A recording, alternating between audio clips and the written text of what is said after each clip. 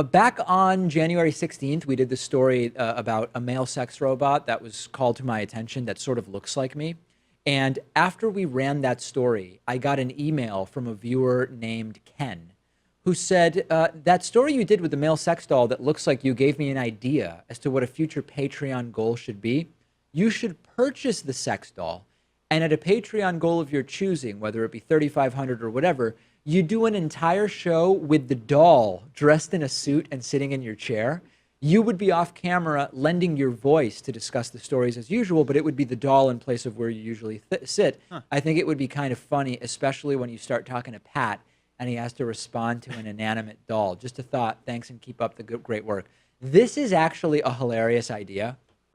We make a Patreon goal, like 5,000 patrons. Yeah. And when we hit that, we buy the sex doll that looks like me, put my clothes on it, and have it sit here.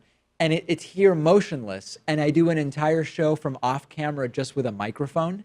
And maybe it's even funnier if we never talk about it. We never explain it in any way. I'm always on board for these ideas. I like it. The only problem is that I went to the website for Realbotix, who manufactures this thing, and there's not even a way to pre-order one right now. Yeah. So that's a problem. So then what I did is I went to the Real Doll website to check prices. They seem to cost between $6,000 and $9,000 roughly, although they don't have one that looks like me. So what I thought might be possible, and again, I'm just kind of spitballing ideas here, some of these Real Doll type manufacturers, they will make it look like whoever you want.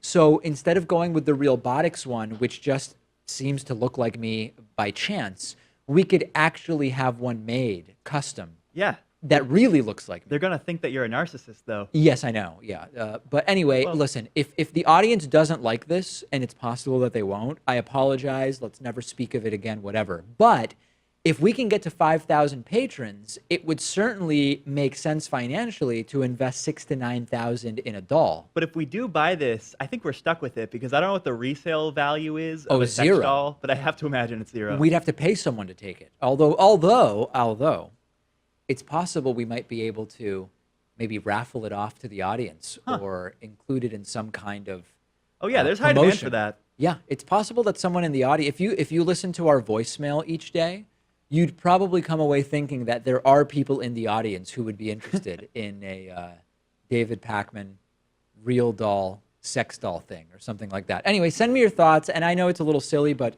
we're always looking for unique and interesting things. I don't think you're going to tune into InfoWars and see an Alex Jones real doll sitting there. This is unique and interesting. For better or worse, you're not going to see that there. So let me know what your thoughts are and we can go from there.